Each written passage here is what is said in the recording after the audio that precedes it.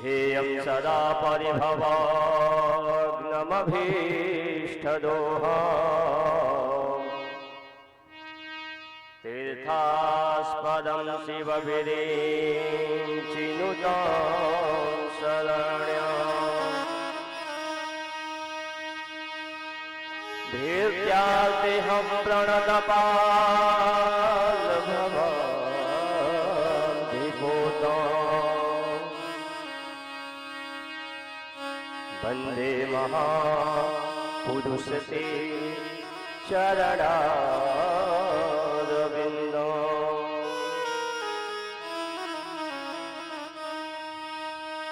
वंशे विभूषितकरान्नवनीतनामा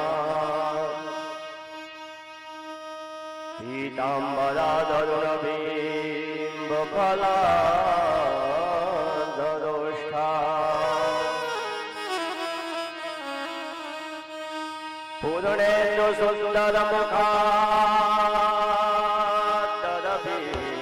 पूर्णेन्दुसुन्दरमुखात्तरवीन्द्रनेत्रा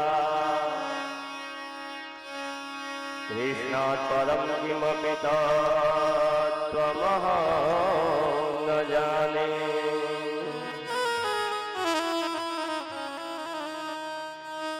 भक्त भक्ति भगवन्त गुरु चतुरनाम बपुए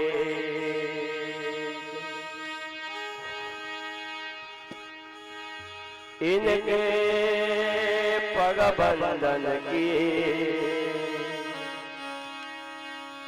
नाशय विघ्न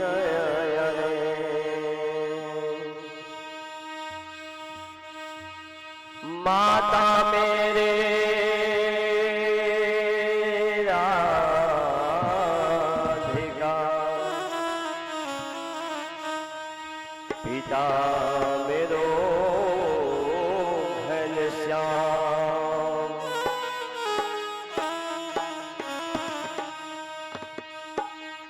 इन दोनों के चरणों में बारंबार प्रणाम बारंबार प्रणाम। जय जय श्री राधा रमण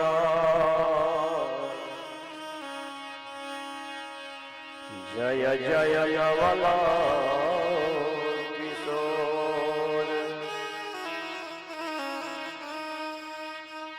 जय गोपीचित चोर प्रभु जय जय माखन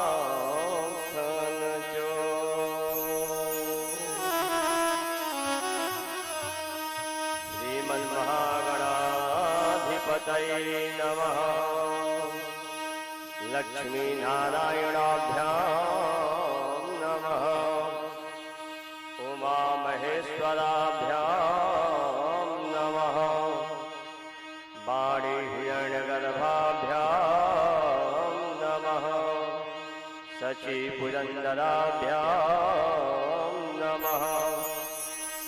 माता पितृचरणकमलेभ्यो नमः। इष्टदेवताभ्यो नमः। कुलदेवताभ्यो नमः। ग्रामदेवताभ्यो नमः। स्थानदेवताभ्यो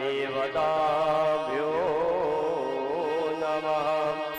वासुदेवताभ्यो नमः। सर्वेभ्यो देवेभ्यो नमः।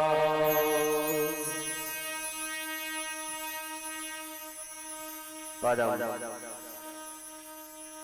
मंगलमय परात्पर अखिलेश्वर और कारण करुणा परुणालय भक्तवांछित कल्पतरु श्री तड़ीभूत विनिंदित पीतांबर धारी श्री बाल कृष्ण लाल की वांगमयी प्रतिमूर्ति श्रीमद् भागवत सप्ताह कथा ज्ञान यज्ञ के माध्यम से आज कथा के विश्राम दिवस में हम आप सभी लोग इस पंडाल में एकीभूत होकर के विराजमान हैं। इस नगर के समस्त देवी देवताओं के आशीर्वाद से पंचमुखी हनुमान जी की कृपा प्रसाद से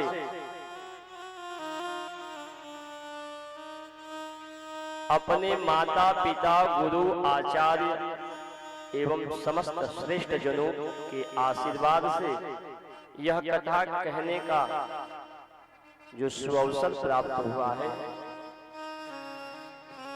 इसमें भगवान नंद नंद आनंद सच्चिदानंद भगवान की महती कृपा है।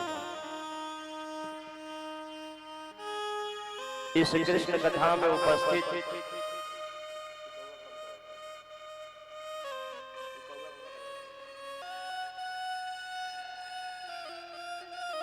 कृष्ण कथा में उपस्थित समस्त भगवत प्रेमी जन भक्तजन एवं कृष्ण के मंगलमयी कथा को आत्मसात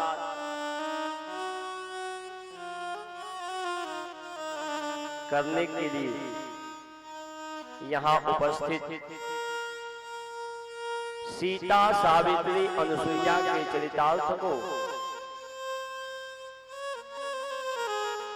आत्मसात करने वाली हमारी माताएं, इस पंडाल में उपस्थित समस्त अग्रजन, श्रोताजन, भक्तजन, इस व्यासपीठ से सबको राधे राधे कहते हुए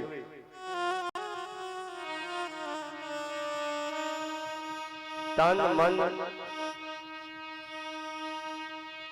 वातावरण और बुद्धि की शुद्धि के लिए आइए किंचित भगवत नाम संकीर्तन करें, भगवान को स्मरण करें और पुनः कथा में भाग लें।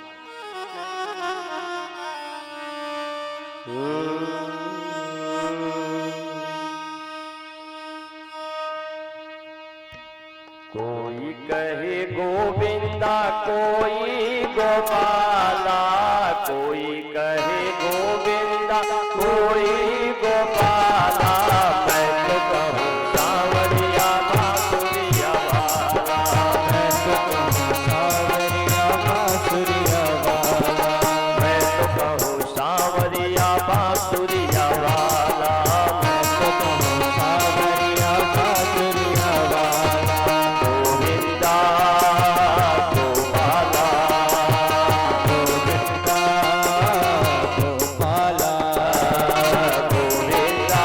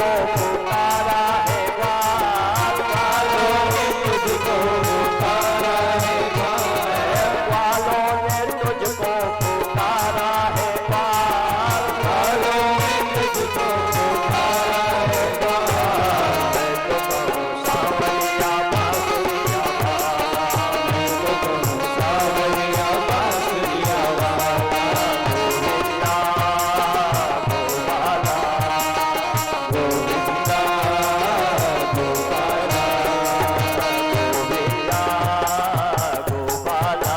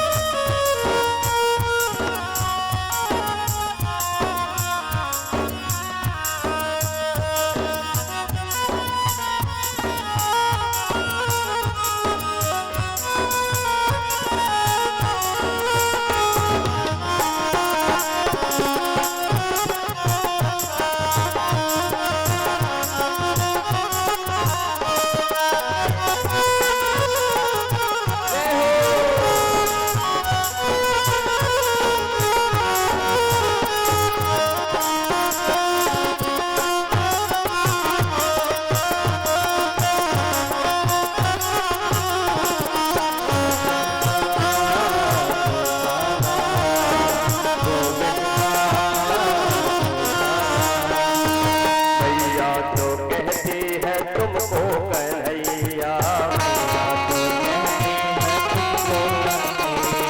घनश्याम कहते हैं बलराम भैया, बलराम भैया, भैया तो कहती है तुमको कन्हैया, बलराम कहते हैं बलराम भैया। सूरज के आंखों के तुम हो उजाला, सूरज की आंखों के तुम हो उजाला, सूरज के आंखों के तुम हो उजाला, सूरज की आंखों के तुम हो उजाला। मैं तो कहूँ सांवरिया बांसुरिया वाला, मैं तो कहूँ सांवरिया बांसुरिया वाला, मैं तो कहूँ सांवरिया बांसुरिया वाला, मैं तो कहूँ सांवरिया बांसुरिया वाला, गोविंदा गोपाला, गोविंदा गोपाला, गोविंदा गोपाला, गोविंदा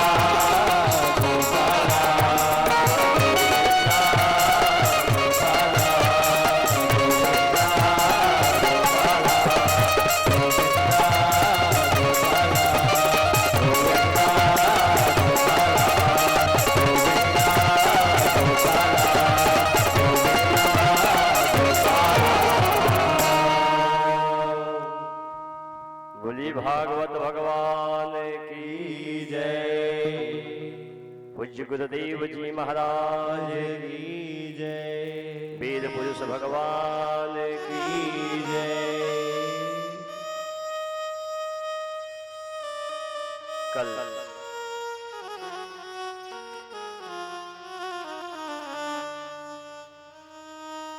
बड़े ही प्रेम के साथ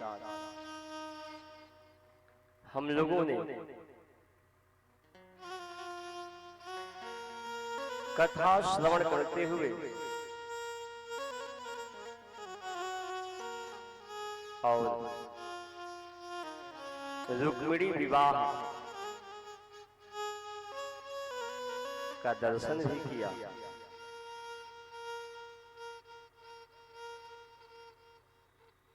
कल हम लोगों ने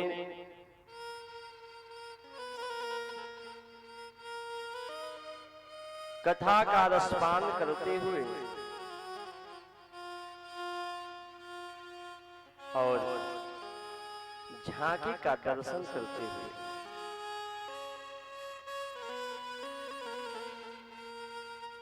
बड़ा ही आनंद को प्राप्त किए।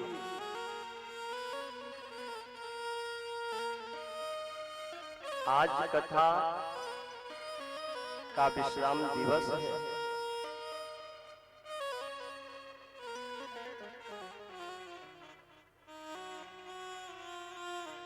विश्राम दिवस की कथा श्रवण करने से भगवान की कृपा बन जाती है।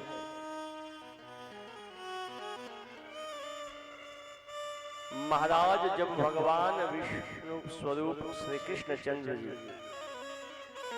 और लक्ष्मी स्वरूपा रुक्मिणी माता जी इस कथा यज्ञ में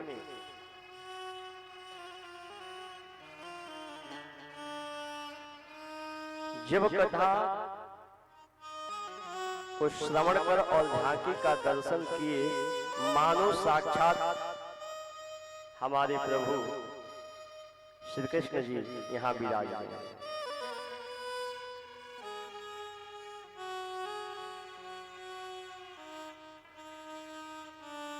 जब माता रुक्मिणी के साथ भगवान का विवाह संपन्न हुआ और भगवान रुक्मिणी माता को लेकर के अपने घर आए, महाराज विवाह के बाद माता रुक्मिणी से एक पुत्र उत्पन्न हुए।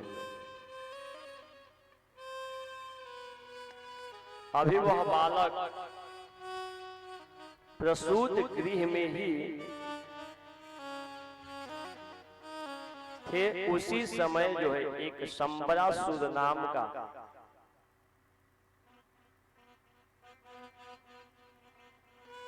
असुर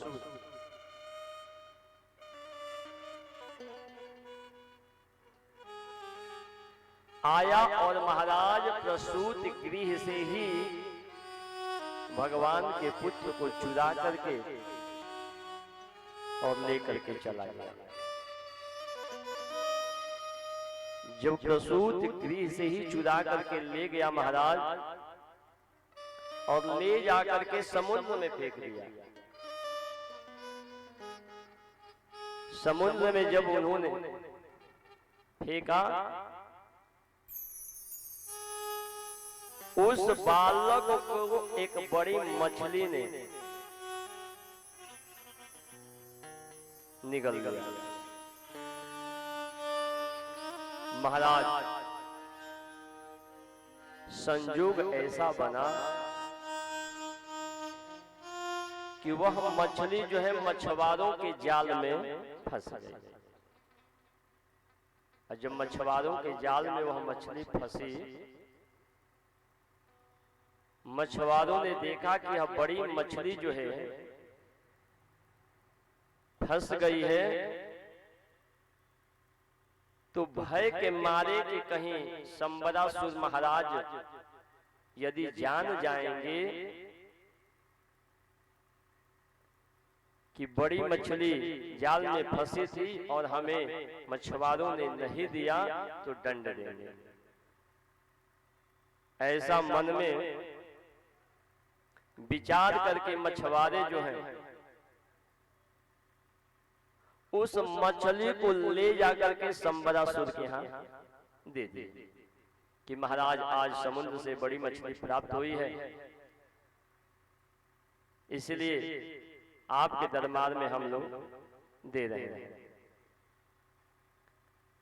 महाराज उस बड़ी मछली को जब संबरासुर की पाकशाला में रसोई घर में ले जाया गया, तो बड़ी मछली होने के कारण उस संबरासुर के महल में भोजन बनाने के लिए एक देवी रहा करती थी, जिसका नाम था विद्यावती। एक दूसरा नाम भी उसे प्राप्त हुआ था जिसको कहते हैं मायावती। विद्या की जानकार थी इसलिए उसे विद्यावती, और चूंकि माया विद्या को भी वो जानती थी इसलिए मायावती। महाराज जब मछली को वो काट रही थी उसी समय जैसे ही थोड़ा भाग काटा, उसको ऐसा प्रतीत हुआ कि इस मछली के पेट में कोई है। अब क्या है यह पता तो नहीं कर पाई, लेकिन आभास हुआ। हाथ लगा करके खींचा तो देख रही है कि उसमें एक बालक पड़ा था। उस बालक को बाहर निकाल करके साफ सुथरा करके महाराज, और उस बालक को जो है महाराज संबरासुर के पास ले जा करके, और विद्यावती ने कहा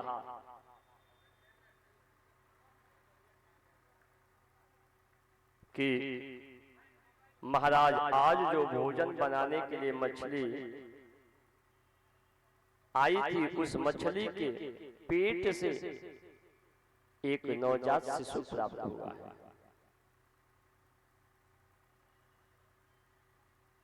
आप यदि आदेश दें तो इस बालक को मैं स्वीकार कर लो और इसका पालन कर लो।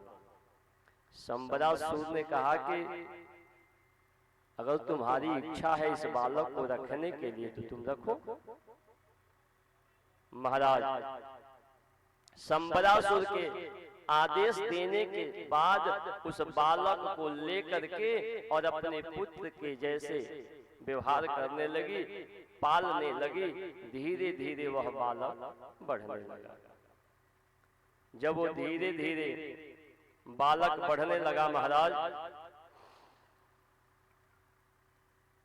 जब वह बालक कुछ बड़ा हुआ, नारद जी से रहा नहीं गया।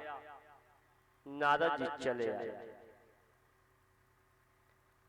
कहां? तो विद्यावती के पास। और विद्यावती के पास आकर के नारद जी ने बात बतलाई कि हे देवी, जिस पुत्र को तुम पाल रही हो वो तुम्हारा पुत्र नहीं है। विद्यावती ने पूछा कि ये तो मैं भी जानती हूँ कि यह मेरा पुत्र नहीं है, मैंने मछली के पेट से प्राप्त किया है, लेकिन मैं इस बालक को पुत्र के समान ही पाल रही हूँ, तो मेरा ही पुत्र कहलाएगा। नारद जी ने कहा कि वो तो ठीक है, पर यह जो बालक है ना, कोई साधारण बालक नहीं है। यह बालक तुम्हारा पति काम है और तुम काम की पत्नी रति हो। तुम याद करो,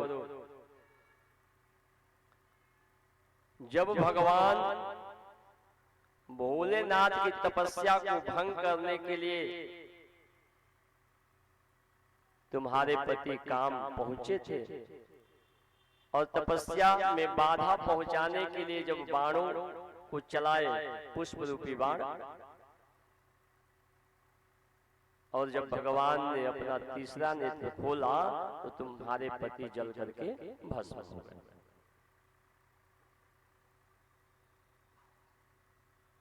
और जब तुम्हारे पति जल करके भस्म हो गए महाराज, तो तुम भोलेनाथ से निवेदन करने लगे कि आपने तुम मेरे पति को जला करके भस्म कर दिया, बिना पति मैं कैसे रहूंगी। जब तुमने निवेदन किया, उसी समय भोले बाबा ने कहा कि देखो अब तो यह जल करके भस्म हो गए, लेकिन अब इस समय तो यह तुम्हें प्राप्त नहीं हो सकते हैं। तो तुमने हाथ जोड़ करके प्रार्थना किया कि मेरे पति कब मुझे प्राप्त होंगे। उसी समय भगवान ने कहा था कि जब जदुवंशा कृष्ण अवतारा होई है हरण महामहिभारा। जब जदुवंशा कृष्ण अवतारा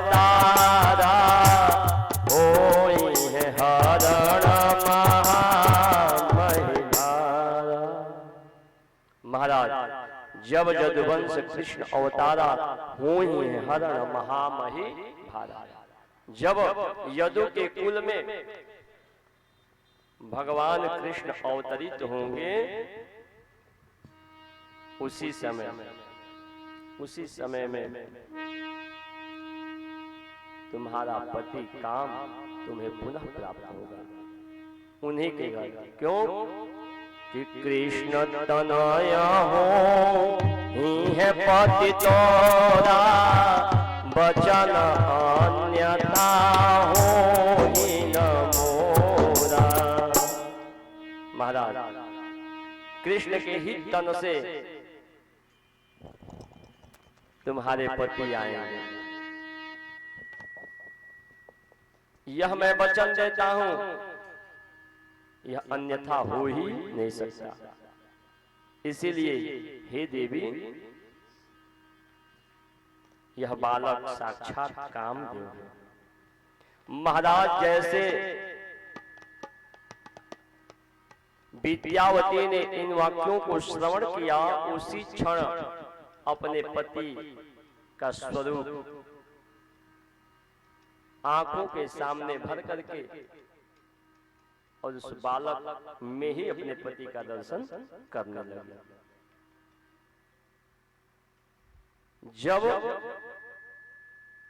बालक में पति का दर्शन करने लगी तो जो पुत्र भाव से वो व्यवहार करती थी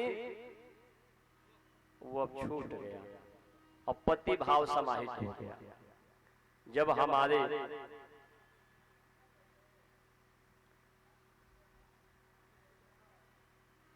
भगवान के पुत्र प्रद्युम्न जी बड़े हुए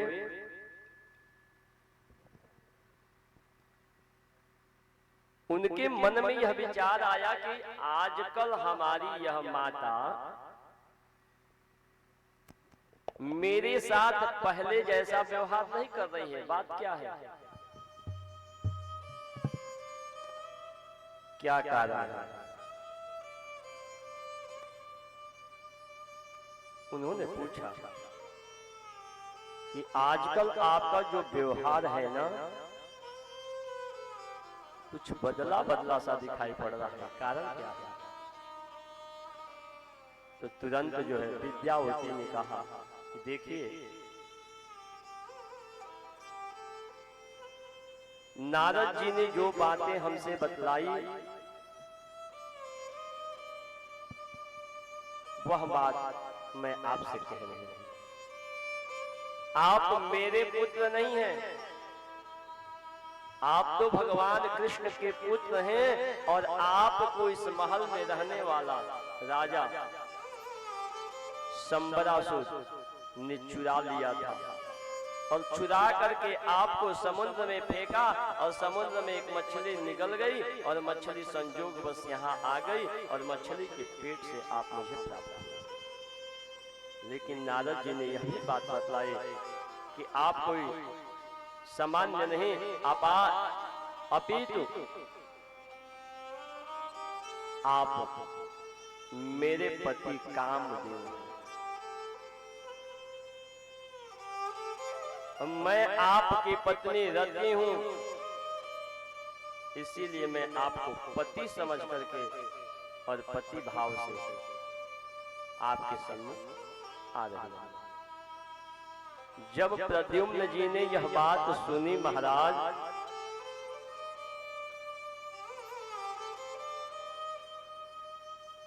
कि मैं भगवान का पुत्र हूं और मुझे चुरा करके इस महल का राजा लाया था,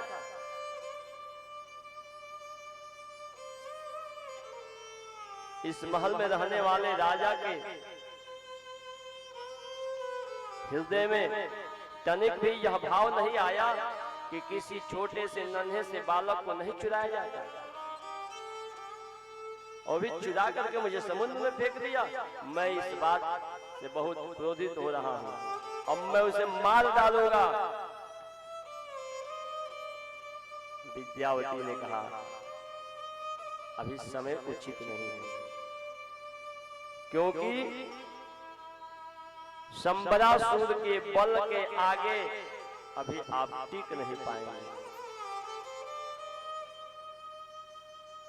थोड़ा इंतजार करिए, मेरे पास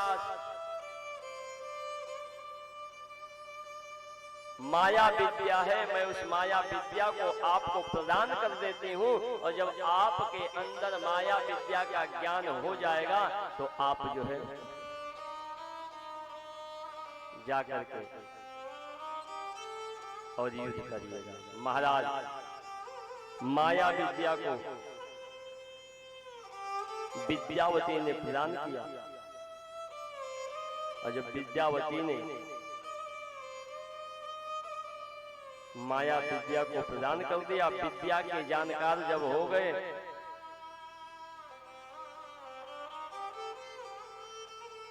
उसी समय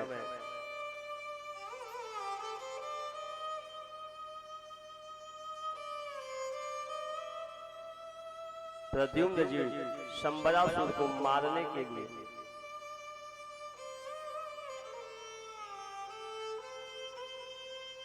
शंबरासुर के सामने जा पहुंचे और जाकर के तुरंत कहना प्रारंभ किया, हे मूर्ख, हे दुष्ट, अगर तुम्हारे अंदर शक्ति है तो आप मुझसे लड़। शंबरासुर बोला कि मेरे ही महल में पलने वाला यह बालक और मुझसे युद्ध के लिए ललकार रहा है। महाराज युद्ध हुआ। आज जब युद्ध हुआ महाराज, तो प्रद्युम्न जी ने शंबरासुर को मार दिया। जब शंबरासुर को मार दिए महाराज, घर वापस आ गए। लेकिन कहा गया है कि हमारे प्रभु जो हैं उनका विवाह केवल एक नहीं हुआ था। हमारे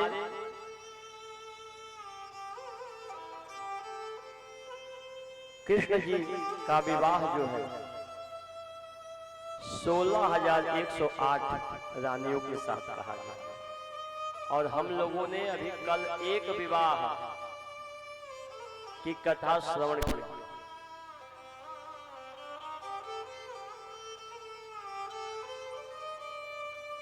महाराज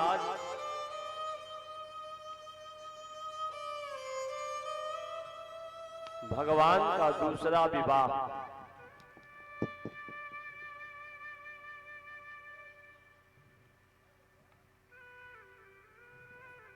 भालू की पुत्री के साथ हुआ। राजा परीक्षित ने सुखदेव स्वामी से प्रश्न किया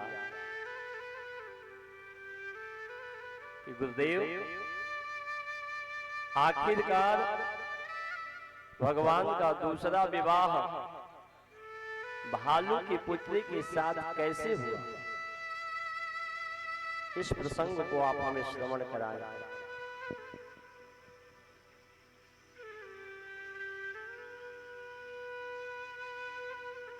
परीक्षित को सुखदेव स्वामी बतलाते हुए कह रहे हैं,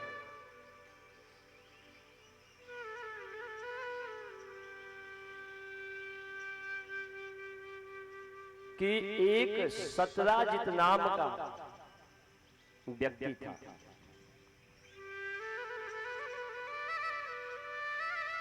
सतराजित का जो स्वभाव था इस प्रकार से था कि वो भगवत भक्ति में लगा रहा था।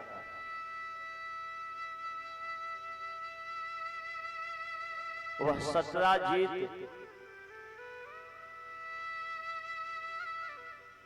भगवान सूर्य के पूजा में सदैव तत्पर रहा करता था, और सतराजित जो सूर्य की उपासना करता था, उसकी उपासना को, उसकी भक्ति को देख करके और भगवान सूर्य नारायण प्रसन्न हो गए। आज जब सूर्य नारायण महाराज प्रसन्न हुए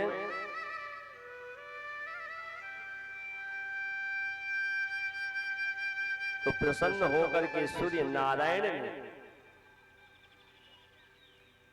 सत्यराजीत को एक स्यमंतक मणि प्रदान करी। इस कथा को बड़ी ध्यान से सुनिए, क्योंकि इस कथा को श्रवण करने मात्र से जो है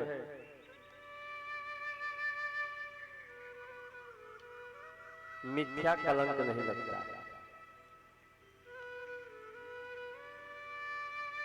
महाराज सत्यराजीत भगवान सूर्य नारायण की उपासना करते करते जब स्यमंतक मणि को प्राप्त कर लिया,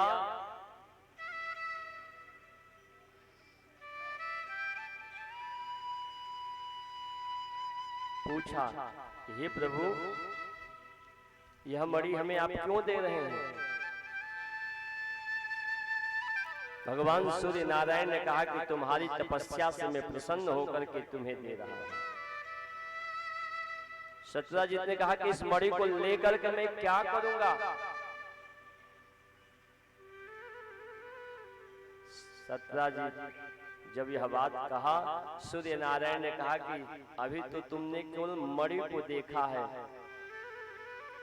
इस मणि के गुण को मैं तुम्हें बतला रहा हूं। भगवान सूर्य नारायण ने कहा कि यह मणि प्रत्येक दिन तुम्हें 8 भार सोना प्रदान करेगी।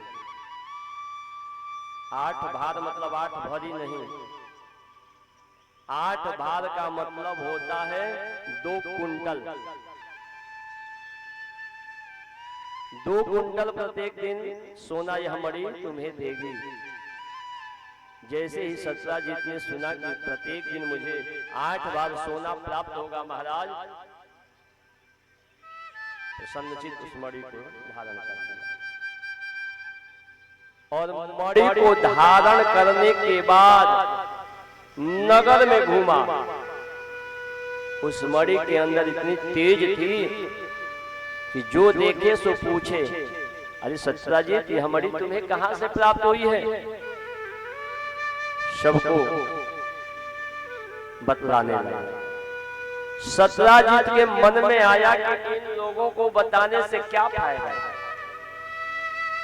इन लोगों को दिखाने से क्या फायदा, चले द्वारिका नाथ को दिखावे। दिखावे का तो ऐसा जमाना है कि किसी को यदि कुछ मिल जाए, महाराज ऐसा समय आ गया है कि लोग सिकड़ी बनवाते हैं ना, तो आधा सिकड़ी जो है उनका कॉलर के ऊपर दिखता है, ऐसे लटका लेते हैं कि मैं सोने का सिकड़ी पहना हूं। दिखावे का जमाना है।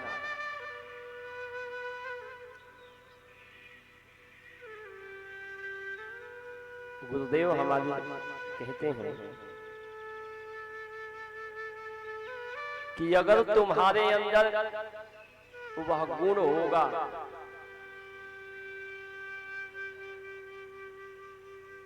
तुम्हारे अंदर वो कला होगी, तो तुम छुप करके भी रहोगे तो छप जाओगे, छुपा करके भी रखोगे फिर भी लोग जान जाएंगे। अगर तुम्हारे अंदर वो गुण नहीं है, तुम्हारे अंदर वो कला नहीं है, तो प्रत्येक दिन पेपर में भी छपवाओगे कि मैं ये हूं, मैं ये हूं, मैं ये हूं, फिर भी तुम छप नहीं पाओगे। अर्थात आपका गुण, आपका अवगुण कितना भी आप छुपाओगे वो छुपने वाला नहीं। गुण है तो भी लोग जान जाएंगे और अवगुण है तो भी लोग जान ही जाएंगे। मणि को धारण करके महाराज जब द्वारिका की तरफ बढ़ा, सत्यराजीत जब द्वारिका की तरफ बढ़ा, महाराज द्वारिका के समीप जब पहुंचा तो जाकर के भगवान के सैनिकों ने भगवान से कहा, महाराज आपकी जय हो, आपकी जय हो। भगवान ने कहा, क्या बात है? तो ऐसा प्रतीत हो रहा है कि आज साक्षात सूर्य नारायण आपसे मिलने के लिए आ रहा है। भगवान ने मन में विचार किया कि सूर्य नारायण को हमसे मिलने की क्या बनी, क्या कारण पड़ा जो सूर्य नारायण हमसे मिलने आ रहे हैं। भगवान ने जब ध्यान लगा करके देखा तो सूर्य नारायण नहीं अपितु वह तो सत्राजीत है। मणि पहनने के कारण वो सूर्य के समान दिखाई पड़ रहा। भगवान सैनिकों से कहे, अरे वो सूर्य नारायण नहीं, वह तो सत्राजीत है। सूर्य नारायण ने उसे मणि दे दी है, वो मणि को मुझे दिखाना चाह रहा है, इसलिए वो इधर आ रहा है। महाराज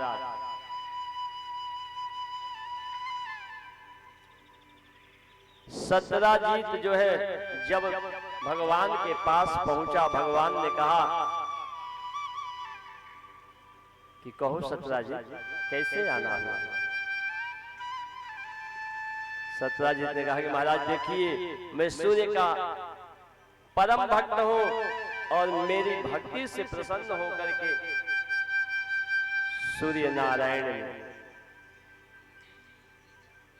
मुझे मणि दी। अच्छा, तो तुम्हें सूर्य नारायण ने इस मणि को दिया है? तो हाँ। तो इस मणि के विषय में कुछ जानते भी हो? सत्राजीत ने कहा कि महाराज सूर्य नारायण ने कहा है कि यह मणि प्रत्येक दिन 8 बार सोना हमको प्रदान करेगी। भगवान ने कहा तब तो तुम मालामाल हो जाओगे, धनवान हो जाओगे। बोला कि हाँ। भगवान ने कहा इतना धन लेकर के तुम करोगे क्या? अरे एक काम करो, तुम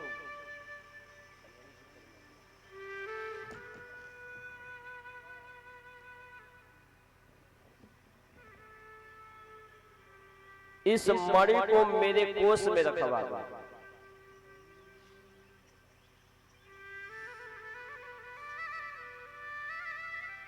इस मणि से जो सोना प्राप्त होगा मेरे कोष में रहेगा, तो उससे प्रजा का पालन होगा। सत्राजीत ने जैसे ही इस बात को श्रवण किया, महाराज अब उसको लगा कि कहीं भगवान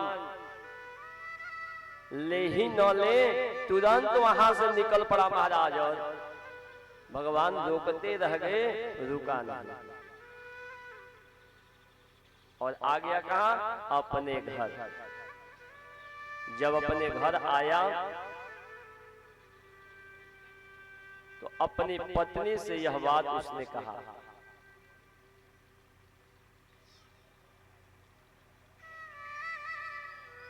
दोनों लोग पति पत्नी मन में विचार करने लगे कि भला बताओ, खुद द्वारिका धीश है और मणि लेना चाहते हैं। सत्राजीत का एक भाई था जिसका नाम था प्रसेनजीत। प्रसेनजीत ने कहा कि भैया इस मणि को जब आप धारण करते हैं ना, बड़ा दिव्य लगते हैं हो।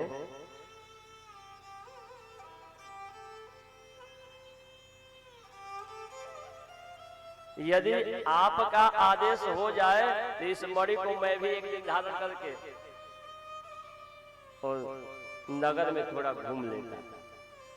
सत्राजीत ने कहा कि तुम मेरे भाई हो, आखिरकार भाई के लिए कोई चीज थोड़े ना मना की जाती है। जब इच्छा हो तो ले जाओ। महाराज सत्यजीत ने प्रसेनजीत को वह मणि प्रदान कर दे। उस मणि को धारण करके और तुरंत प्रसेनजीत घोड़े पे सवार होकर के नगर में भ्रमण किया। उसको लगा कि आखिर मैं नगर में घूमूंगा तो नगर में तो सारे लोग जानते ही हैं कि यह मणि मेरे भाई की है, चला जाए दूसरे नगर में इस मणि को दिखाया जाए। महाराज घोड़े पे सवार होकर के दूसरे नगर के लिए जैसे ही वो चला, एक नगर से दूसरे नगर जाने में जंगल का मार्ग था और जंगल में जैसे ही प्रसेनजीत पहुंचा महाराज, मणि की चमक को जो है एक शेर ने देख लिया। जब एक शेर ने उस मणि की चमक को देखा, उसको लगा कि यह जंगल में चमकती हुई क्या दिखाई पड़ रही है। बिना सोचे समझे तुरंत जो है उस शेर ने आक्रमण कर दिया और जैसे ही छलांग लगाई महाराज, शेर का मुख जो है उसके गर्दन पे पड़ा, घोड़े सहित वो गिरा और तुरंत उसका प्राणांत हो गया। इधर घोड़ा गिर करके चल बसा, इधर प्रसेनजीत जो है चल बसा। महाराज और मणि को अपने मुख में लगा करके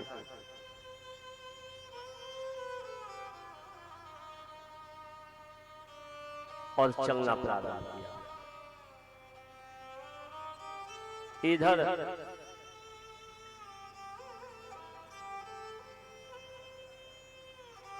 अपने भाई के मणि को ले जाने के बाद वापस आने की प्रतीक्षा कर रहा था सत्यजीत। उधर उसका भाई मारा गया और मणि को लेकर के जब वह शेर जा रहा था, तब तक एक भालू ने उस मणि को देख लिया और उस भालू ने तुरंत जो है उस शेर के ऊपर आक्रमण किया और शेर को मार करके उस मणि को ले लिया और ले करके जिस गुफा में वह भालू रहता था उस गुफा में प्रवेश कर गया। इधर जब कई दिन बीत गए, मेरा भाई आया नहीं, मेरा भाई आया नहीं, मेरा भाई आया नहीं, उससे रहा नहीं गया। तो तुरंत जो है पत्नी से कहा कि मुझे तो लगता है कि भगवान कृष्ण ने मणि को मांगा था, हम लोगों ने नहीं दिया। मुझे ऐसा प्रतीत हो रहा है कि भगवान कृष्ण ने ही मार करके और मणि ले लिया। लेकिन ये बड़े लोग हैं, इनके विषय में कहना भी ठीक नहीं है। यदि बात गलत हो जाएगी तो हमें दंड दे सकते हैं, इसलिए तुम किसी से कुछ कहना मत। महाराज किसी से कुछ कहना मत। अपनी पत्नी से सत्यजीत ने कहा। एक दिन जल भरने के लिए कुएं पे जब सत्यजीत की पत्नी पहुंची, कुएं पे जल भरने के लिए आई हुई अन्य माताओं ने जब पूछा कि आजकल प्रसेनजीत दिखाई नहीं पड़ रहा है, तो इससे रहा नहीं गया। तुरंत कही कि बहन ऐसा प्रतीत हो रहा है ना कि मेरे स्वामी से भगवान कृष्ण ने मणि मांगे थी, मेरे पति ने मणि को नहीं दिया, इसीलिए प्रसेनजीत को मार करके कहे वो मणि देना नहीं। लेकिन देखो हमारे पति देव जी ने कहा है कि वे बड़े लोग हैं, उनके विषय में बिना प्रमाण कुछ कह भी नहीं सकते हैं, इसलिए तुम सब किसी से कहना मत। और कह करके चली आई। और इस प्रकार से धीरे धीरे महाराज, तुम किसी से कहना मत, तुम किसी से कहना मत कहते कहते नगर में यह बात सबको मालूम पड़ गई। हमारी माताओं के अंदर एक गुण होता है, यदि किसी बात को कह दी जाए कि किसी से कहना नहीं है, तो वह बात और तेजी से माताएं हमारी प्रचार कर देती। तुम किसी से कहना मत, करणे करणे जपन जना। एक कान से दूसरे कान, दूसरे से तीसरे, सभी लोग जपने लगे। सभी ने यही कहा कि किसी से कुछ कहना मत। महाराज, जब यह बात धीरे धीरे चारों तरफ फैल गई, तो किसी ने भगवान कृष्ण के पास जाकर के यह बात कही कि ऐसा प्रतीत हो रहा है कि आपने ही मार दिया है। यह बात पूरे नगर में फैली हुई है। भगवान ने कहा कि मैंने कब प्रसेन को मारा?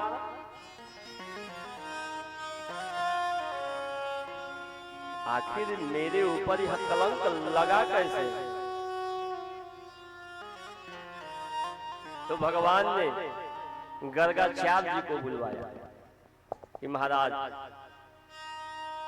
जरा विचार करिए, देखिए, बताइए कि आखिरकार मैंने कोई अपराध किया भी नहीं और मेरे ऊपर यह मिथ्या कलंक लग गया। गर्गाचार्य ध्यान लगा करके देखे कि आखिरकार कृष्ण के ऊपर यह मिथ्या कलंक क्यों लगा है। तो गर्गाचार्य जी ने कहा कि आप के ऊपर यह मिथ्या कलंक इसलिए लगा है क्योंकि आप भादों के महीने में चौथ के दिन चांद को देख लिया है। जौना के हमने के ढेलिया चौथ कह रहे हैं, चौक चाना हमने के छोट रही जा। एह दिने यदि केहू अगल बगल के लोग चाहे जे भी होके अगर चांद के देख ले तो एक दूसरा के घर पर चेका फेंके। तो हमने घर पर कबो कल गिरे तो हमने के पूछी जा कि आखिर चेका काहे चले लगा, कहीं मार झगड़ा हो गल का। तो हमने के घरे जे माई बहन जे बढ़ रहे वो बतावे कि ना आज के दिन जे चांद के देख लेला ओकरा के ऊपर जौन बात तौन कुछ ना कुछ अपजस लागेला, कलंक लागेला। आ चेका फेंकल जाला एक आदि कि गरियाई जकरा घर पर गिरी गाली दी तो गाली दी तो वो दोष से मुक्ति हो जाए। भगवान कृष्ण को जब गर्गाचार्य जी ने यह बात बतलाई तो भगवान कह रहे कि आखिरकार चांद को देखने से यह कलंक क्यों लगता है। भाई हमारी माताएं हमारी बहनें तो चौथ का पूजन विशेष रूप से करती हैं। तो महाराज प्रसंग आता है कि एक समय जो है भादों के चौथ के दिन गणेश जी खूब सुंदर वस्त्र को धारण करके माथे पे तिलक धारण करके सज धज करके कहीं जा रहा है। तो भादों के महीने में तो बरसात होता ही रहता है। बारिश हुई थी, जगह जगह पे जल जमाव हुआ था, कीचड़ भी हुआ था। चौथ का दिन था, गणेश जी मस्ती में झूमते हुए जा रहे थे। तब तक उनका पैर कीचड़ पे पड़ा और कीचड़ पे पड़ने के कारण जो है पैर फिसल गया। जब पैर फिसला महाराज तो गिर पड़े और गिरे तो उनका जितना भी वस्त्र था सब गंदा हो गया। जब वस्त्र गंदा हुआ, अभी ये वस्त्रों को निहार ही रहे थे, देख रहे थे, और तब तक जो है ऊपर से चांद ने हंसना प्रारंभ किया। गणेश जी का ध्यान गया कि ओ मेरे गिरने के ऊपर चांद हंस रहे हैं। तो तुरंत गणेश जी ने साफ दिया कि आज के दिन यानी इस भादों के चौथ के दिन जो आपका दर्शन कर लेगा उसको मिथ्या कलंक लगेगा। भगवान ने कहा तब तो इस मिथ्या कलंक को मिटाना पड़ेगा। तो हाँ, तो भगवान अपने सैनिकों को लेकर के और प्रसेनजीत को ढूंढने के लिए चले। जब प्रसेनजीत को ढूंढने के लिए चले महाराज,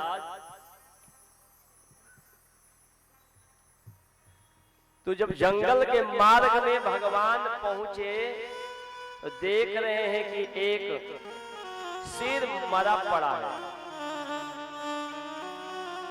शेर को देखे, कहे कि शेर मरा पड़ा है। इधर उधर निगाह फैलाई तो देख रहे हैं कि प्रसेनजीत भी मरा पड़ा है, घोड़ा भी मरा पड़ा है। तो प्रसेनजीत जब दिखा मरा हुआ तो कहे कि जब वो प्रसेनजीत मरा है तो मणि कहाँ गई? भगवान ढूंढने लगे मणि को। प्रसेनजीत के पास मणि नहीं मिली। मन में भगवान ने विचार किया कि यदि यह मरा है यहाँ तो निश्चित ही मणि आसपास ही होगी। तो भगवान ढूंढते ढूंढते जब आगे बढ़े तो एक गुफा दिखाई पड़ी। जब गुफा दिखाई पड़ा तो अपने सैनिकों से भगवान ने कहा कि एक काम करो, तुम लोग यहीं इंतजार करो और मैं इस गुफा के अंदर जाकर के देख रहा हूं कि इस गुफा के अंदर कौन है। जब भगवान गुफा के अंदर प्रवेश किए महाराज तो देख रहे हैं कि मणि चमक रही है। भगवान कहे कि ओ जिस मणि की तलाश में मैं निकला था, मणि इस गुफा के अंदर है।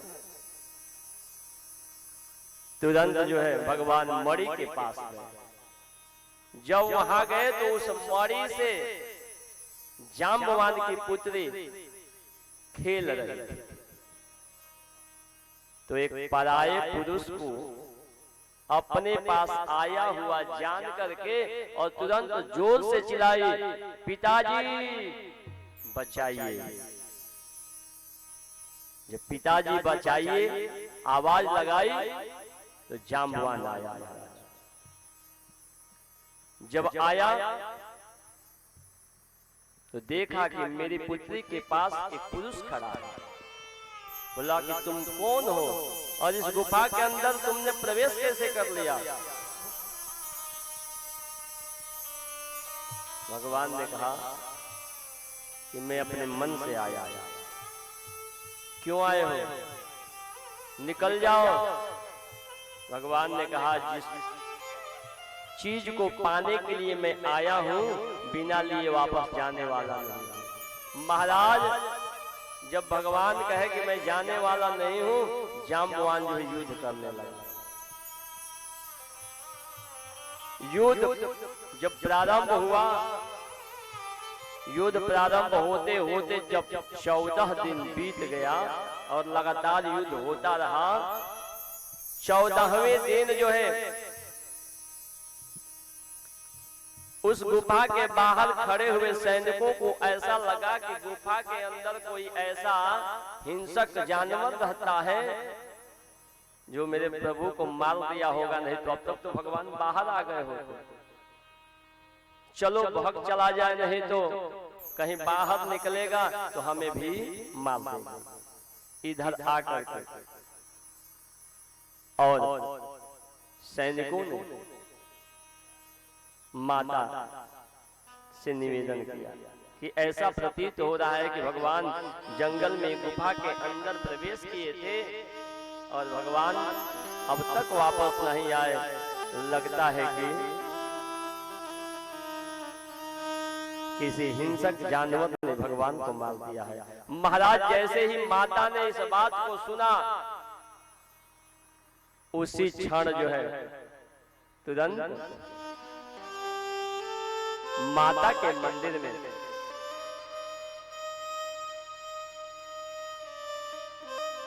देवी से प्रार्थना करने के लिए पहुंच गई देवकी माता और जाकर के प्रार्थना करने लगी।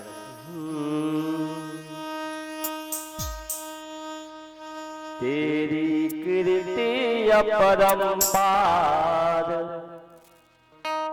करे देवगण भी पुकार, मेरी लाज रे। माता के दरबार में जाकर और मैया हाथ जोड़कर निवेदन करने लगे, तेरी कीर्ति अपरंपार, करे देवगण भी पुकार, मेरी लाज रे।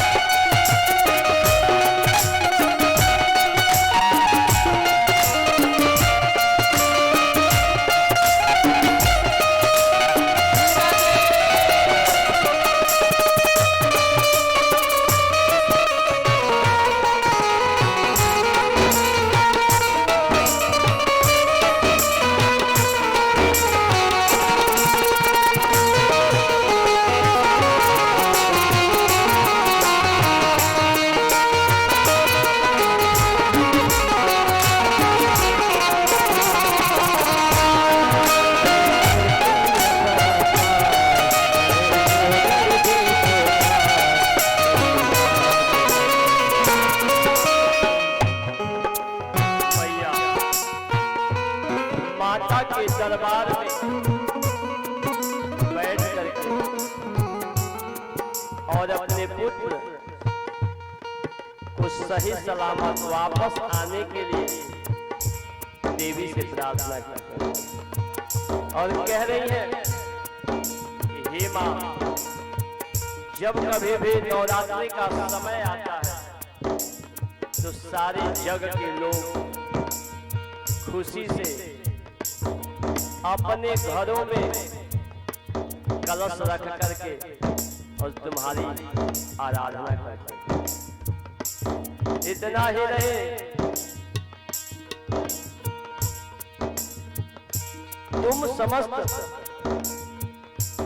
भक्तों के ऊपर दया बरसाने वाली, इसीलिए आज मैं हे मां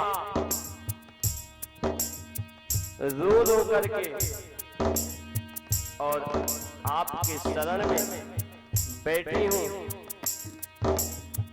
प्रार्थना कर रही हूँ कि मेरा कन्हैया सही सलामत वापस आ जाए। मैया कह रही है, भक्तों पे कृपा करती है भोली मैया, भक्तों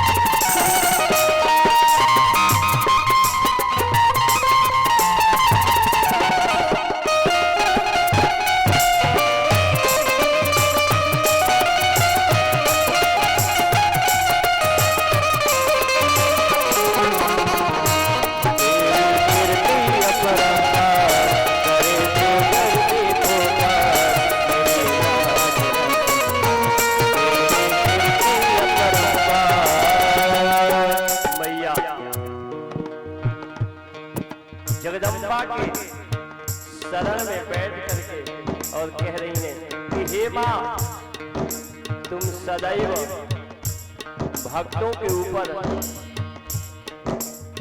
कृपा बरसाती हो। आज इसी आस में मैं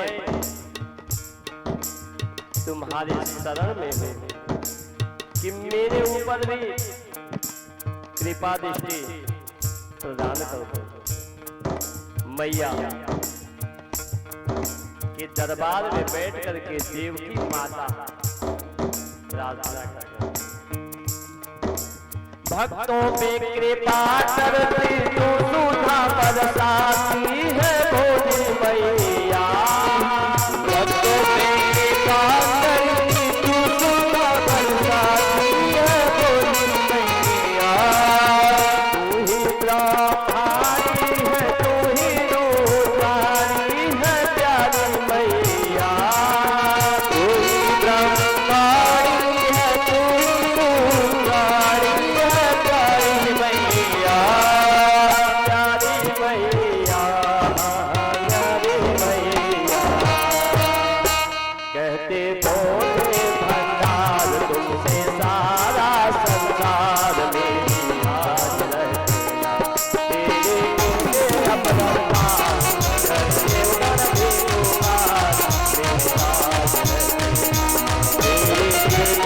परमवास करे देवघर में पुकार तेरी लाज प्रेम से बोलिए जगदम्बा माता की जय। अष्टभुजा वाली मैया की जय। महाराज जैसे ही मां ने प्रार्थना करी, इधर भगवान जाम्बवान के साथ लड़ते लड़ते जब 27 दिन बीत गए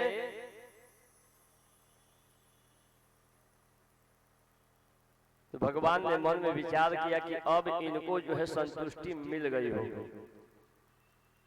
तो 28वें दिन भगवान ने जब जोर की एक चाटी हनी कि तिल मिला करके जाम्बवान जो है जमीन पे जा गया। जब तिल मिला करके जाम्बवान जमीन पे गिरा, उठ करके खड़ा हुआ, पहचान गया प्रभु, पहचान गया, पहचान गया, पहचान गया, आप मेरे ही प्रभु हो। भगवान ने कहा पहचान गए? तो हाँ, मुझे याद है प्रभु, रामावतार में मैंने आपसे कहा था कि मैं आपके साथ थोड़ा युद्ध करना चाहता हूं, तो आपने कहा कि मालिक और सेवक का युद्ध जो है अच्छा नहीं लगेगा, इसलिए तुम्हारी इस मनोरथ को मैं कृष्णा अवतार में पूर्ण करूंगा। मैंने पूछा कि प्रभु मैं कैसे जानूंगा कि आपसे मैं युद्ध कर रहा हूं? तो आपने प्रभु कहा था कि जब मेरे मारने से तुम्हारा शरीर हिल जाए और जमीन पे आप गिर जाओ, समझ लेना कि मैंने चाटी मार दी। सो प्रभु अब मैं समझ गया, पहचान गया, आप ही मेरे वो राम हो और इस समय आप ही वही कृष्ण हो। राम कृष्ण दो एक है, अंतर नहीं निमेष। महाराज पहचान गए। भगवान ने कहा कि तो जब पहचान गए तो एक काम करो। जाम्बवान ने बोला कि महाराज आदेश करिए। भगवान ने कहा वो जो मणि है ना, मुझे दे दो। जाम्बवान ने कहा कि महाराज क्षमा करिए, यह मणि मैं आपको कैसे दे दूं? भगवान ने कहा अभी तो तुम कह रहे हो कि पहचान गया, आप आदेश करो, और अभी कह रहे हो कि मणि मैं कैसे दूं? जाम्बवान ने कहा कि महाराज वो तो ठीक है, यदि वो मणि मेरी होती तो मैं आपको दे देता, लेकिन वो मणि मेरी नहीं है। तो भगवान ने कहा तुम्हारे पास है तो तुम्हारी ही तो मणि है। जाम्बवान ने कहा कि महाराज देखिए, इस मणि को लाया मैं जरूर था, लेकिन ला करके इस मणि को मैंने अपनी पुत्री को दे दिया था, और पुत्री के धन पे पिता का अधिकार नहीं होता। जब मैंने पुत्री को दे दिया तो मेरी मणि तो है नहीं। एक काम करिए, यदि आप मणि को लेना चाहते हैं तो मेरी पुत्री के साथ आप विवाह कर लीजिए, और विवाह करके मेरी पुत्री को लीजिए और साथ में दहेज में मणि को भी लीजिए। भगवान ने कहा यदि मणि को पाने के लिए तुम्हारी पुत्री से विवाह करना पड़े तो भी कोई बात नहीं है, लाओ। तुरंत भगवान जो है गंधर्व रीति से वहां जाम्बवान की पुत्री के साथ विवाह कर लिया। भगवान का वहां दूसरा विवाह संपन्न हो गया। बोले बांके बिहारी लाल की जय। भागवत भगवान की जय। अरे 7 दिन से कथा कहत है, लेकिन रउआ सबके जयकार हम बुझाते कि पंडाल से बहरियो ना गए। बोले भागवत भगवान की जय। हाँ, अब बुझाई लगी दिन भर रउआ सब कुछ पाके आवत है। महाराज भगवान ने जाम्बवती के साथ विवाह तो कर लिया, लेकिन जब विवाह कर लिया, रास्ते में जब आए मणि को लेकर के तो मन में विचार किया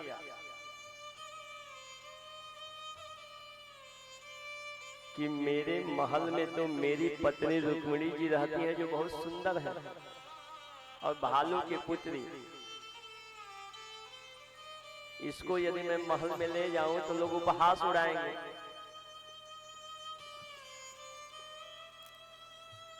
तो इस कथा को थोड़ा सा समझने के लिए एक प्रसंग इसमें मैं थोड़ा सा जोड़ रहा हूं।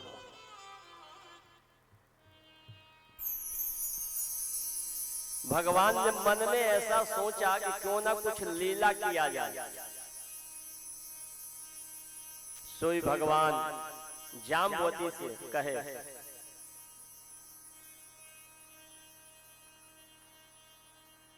कि देखो हम लोग महल में रात्रि के समय प्रवेश करेंगे ताकि कोई देखे न। जाम्बवती ने कहा कि ठीक है। तो भगवान ने कहा कि जब मैं कहूं कि इस कमरे में घुस जाओ तो उस कमरे में तुम घुस जाना, और जैसे ही कमरे के अंदर जाना, अंदर से दरवाजा बंद कर लेना। आज जब तक मैं न कहूं तब तक दरवाजा कभी मत खोलना। महाराज रात्रि हुआ, लेकर के अंदर गए और एक कमरा दिखा दिया। उस कमरे के अंदर जो है जाम्बवती को भेज दिया। अंदर से जाकर के जाम्बवती ने दरवाजा बंद कर दिया। रुक्मिणी जी जब देखी कि हमारे प्रभु आ गए हैं तो दौड़कर जाकर के कुशल मंगल पूछा कि अब तक कहाँ थे, क्या बात है। भगवान ने कहा स्वस्थ मस्त दिख रहा हूं तो स्वस्थ मस्त ही हूं। अच्छा, लेकिन एक बात बतलाऊं, मैं जब गया था मणि को ढूंढने के लिए, उसी दौरान जो है एक देवी के साथ मैंने शादी कर लिया। रुक्मिणी जी ने कहा रे महाराज, आपने शादी जब किया तो वधू कहाँ है? भगवान ने कहा वधू तो महल के अंदर आ गई है। रुक्मिणी जी ने कहा महाराज आप बताइए ये कोई नियम है क्या? अरे जब कोई कन्या विवाह करके घर में आती है, महल में आती है, तो उसका स्वागत होना चाहिए। ऐसे कैसे आप लेकर के घुस गए? कहाँ है बताइए, मैं जा करके स्वागत करूं। भगवान ने कहा कि तुम क्या स्वागत करोगे? रुक्मिणी जी ने कहा क्यों? मैं इस महल की बड़ी रानी हूँ, मेरा अधिकार बनता है स्वागत करने का। भगवान ने कहा वो तो ठीक है, तुम्हारा अधिकार है, लेकिन तुमसे इतनी सुंदर है ना, उसकी सुंदरता के आगे कुछ नहीं है। रुक्मिणी जी कही क्या सुंदर है? भगवान ने कहा इतनी सुंदर है, इतनी सुंदर है, इतनी सुंदर है। रुक्मिणी जी ने कितनी सुंदर है? भगवान ने कहा इतनी सुंदर है कि वो तुम्हारे सामने आएगी नहीं। बताइए तो मैं जाकर के देखूं कि कितनी सुंदर है। भालू की पुत्री को भगवान इस प्रकार से व्याख्या कर रहे हैं। अब आप विचार करिए कि भालू की पुत्री भालू जैसी ही न होगी, लेकिन भगवान रुक्मिणी जी के सामने क्या कर रहे हैं? इतनी सुंदर, इतनी सुंदर, इतनी सुंदर। एक स्वभाव होता है हमारी माताओं के अंदर, यदि किसी नारी के सामने किसी दूसरी नारी की सुंदरता की व्याख्या आप करिए महाराज, तो फिर तो गड़बड़ी शुरू हो जाएगी, जलन प्रारंभ हो जाता। अब रुक्मिणी जी कही कि वो कितनी सुंदर है, मैं जा करके देखूं। जा करके दरवाजे पे आवाज लगाई, बहन खोलो, मैं रुक्मिणी इस महल की बड़ी रानी बोल रही हूँ। आवाज लगाई पर खुला नहीं, क्योंकि भगवान ने तो मंत्र दिया था कि जब तक मेरी आवाज मत सुनना तब तक दरवाजा मत खोलना। महाराज खूब आवाज लगाई, थक गई, वापस आई। महाराज अरे उसमें कोई है भी कि नहीं है कि आप नाटक कर रहे हैं? भगवान ने कहा उसमें है। तो दरवाजा नहीं खोल रही है। भगवान ने कहा मैंने पहले ही कहा था कि वो इतनी सुंदर है, वो इतनी सुंदर है। अच्छा कितनी सुंदर है? तो जाकर के देखो। रुक्मिणी जी ने कहा कि मैं गई थी पर दरवाजा नहीं खोल रही है। भगवान ने कहा कि नहीं खोल रही है तो इसमें मैं क्या करूं? जाओ खुलवाओ। अरे वो इतनी सुंदर है, इतनी सुंदर है कि वो तुम्हारे सामने क्या है? रुक्मिणी जी कहे कि अच्छा तो मैं फिर जा रही हूं। रुक्मिणी जी गई महाराज और जाकर के आवाज लगाई, बहन दरवाजा खोलो। दरवाजा खोलने के लिए जब आवाज रुक्मिणी जी ने बार बार लगाई, दरवाजा नहीं खुला। जब दरवाजा नहीं खुला तो रुक्मिणी जी गुस्से में आकर के तुरंत कह दी कि चाहे तुम जितनी सुंदर हो, चाहे तुम जितनी सुंदर हो, चाहे तुम जितनी भी सुंदर हो, तुम मेरे जैसे ही सुंदर बन जाओ। भगवान दौड़ करके आया, अरे अब क्या देख रही हो, दरवाजा खोलो। तुम्हें श्राप नहीं, तुम्हें तो वरदान मिल गया। और रुक्मिणी जी के इस श्राप से जाम्बवती उनकी जैसी सुंदर बन करके तैयार हो गई। बोले बांके बिहारी लाल की जय। हो मन ले ले, हो मन ले ले हरि का नाम।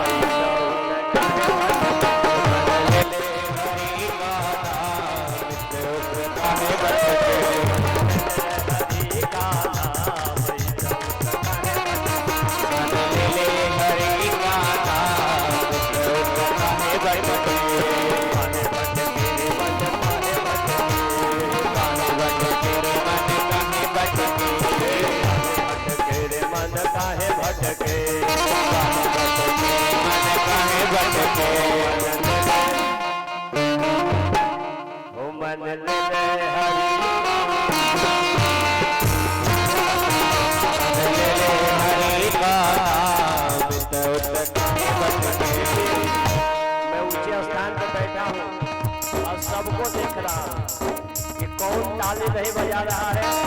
मेरी निगाहें देख रही हैं, इसलिए सबको ताली बजाना पड़ेगा। मन ले ले, हो मन ले ले हरि का नाम, मन ले ले हरि का नाम।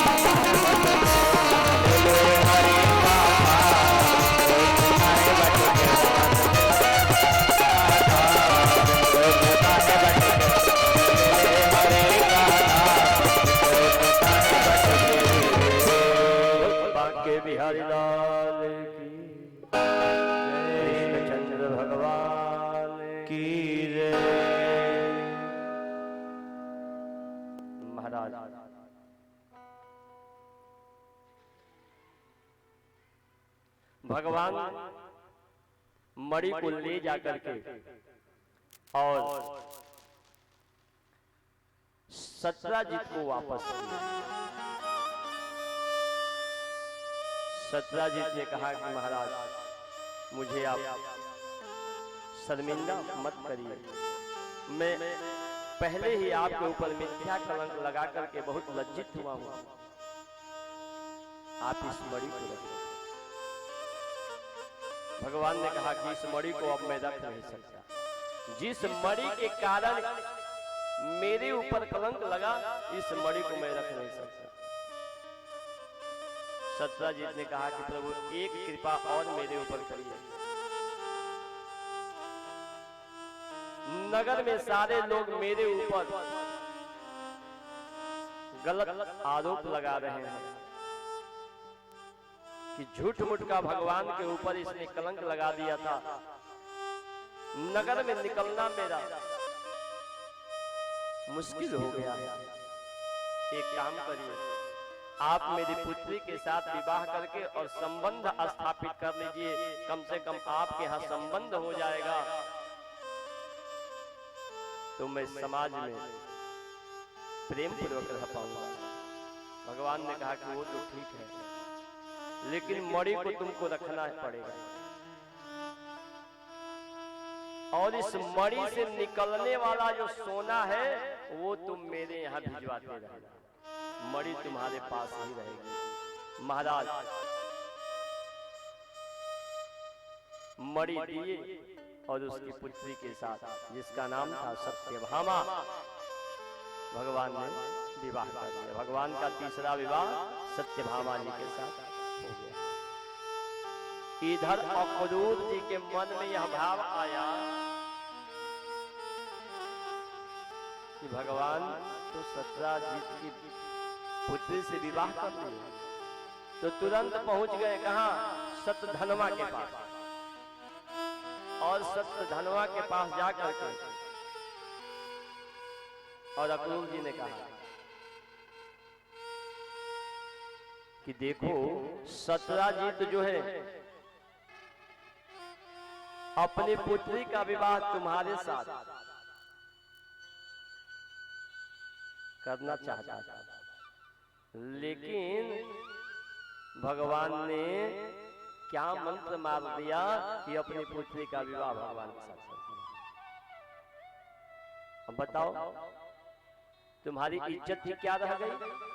तुम्हारे यहाँ विवाह होना था, तुम्हारी होने वाली पत्नी किसी दूसरे के यहाँ चले गए। महाराज जब अक्रूर जी ने चढ़ाया, चढ़ गया महाराज और तुरंत गया और सत्यजीत का वो वध कर दिया और वध करके मणि लेकर के चला गया। यह खबर जब जो है सत्यभामा जी के पास पहुंची, सत्यभामा जी रोते हुए भगवान के पास गई, बात बतलाई। भगवान सत्यभामा जी के साथ आए और आकर के ढूंढने के लिए अपने ससुर को मारने वाला जो है उसको ढूंढने लगे। ढूंढते ढूंढते जो है सत्यधनवा किधर गया है, भगवान जब सत्यधनवा के पास उसको पकड़ने के लिए चले, इधर सत्यधनवा समझ गया कि अब भगवान जान गए हैं कि मैंने मारा है तो फिर छोड़ेंगे नहीं। तो उस मणि को अक्रूर जी के पास दे करके और तुरंत जो है भगने लगा। भगवान से भग करके कहा जाएगा, भगवान ने पकड़ करके और वहीं मार दिया। मणि जब भगवान ढूंढने लगे तो उसके पास नहीं मिला। तब तक अक्रूर जी के मन में भय उत्पन्न हुआ कि कहीं ऐसा न हो कि पोल खुल जाए कि मैंने ही उसकाया था, सत्यधनवा की तरह भगवान मुझे भी मार सकते हैं। इसीलिए अक्रूर जी तुरंत मणि लेकर के आए और आ करके भगवान को समर्पित कर दिया और क्षमा याचना किया। बोलिए बांके बिहारी लाल की जय। भगवान का चौथा विवाह सूर्य की पुत्री कालिंदी के साथ हुआ।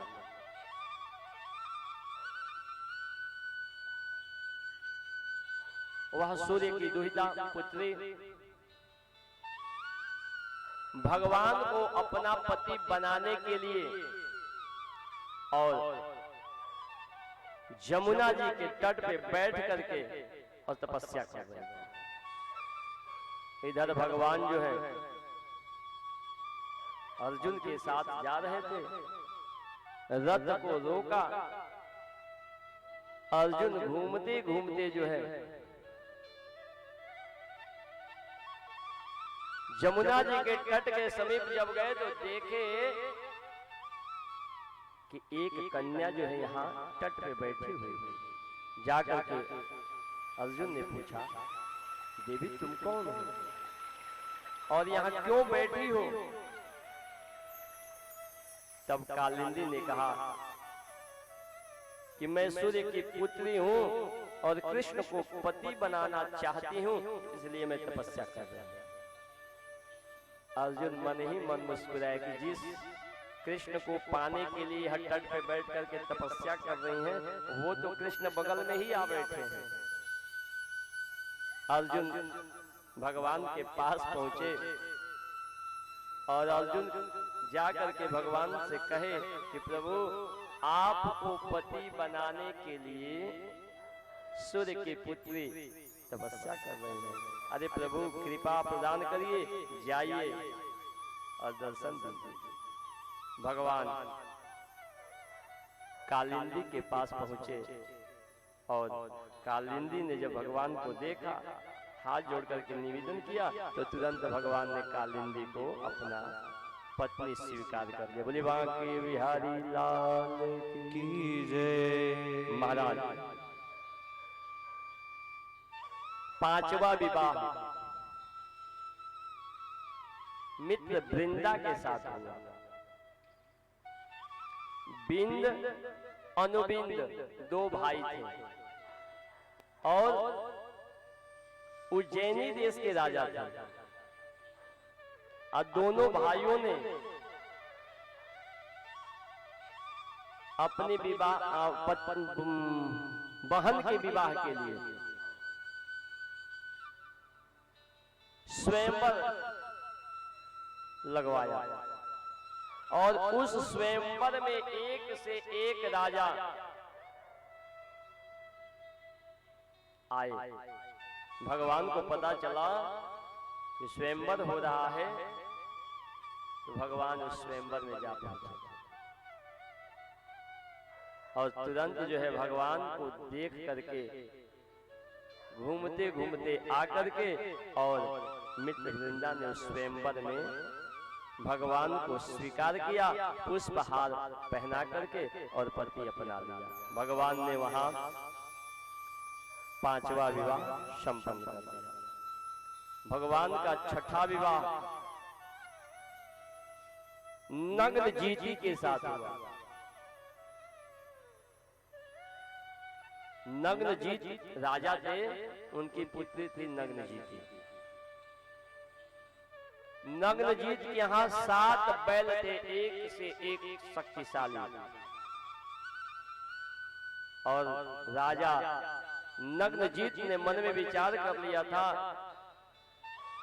कि जो इन 7 बैलों को एक साथ एक ही रस्सी में नाथ देगा, उसी के साथ नग्नजीती का विवाह मैं करूंगा। एक से एक राजा आए महाराज,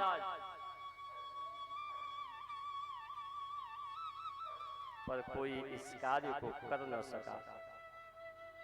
भगवान पहुंचे और भगवान एक ही साथ उन 7 बैलों को नाथ दिए। राजा नग्नजीत देख करके आश्चर्यचकित हुए और तुरंत अपनी पुत्री का विवाह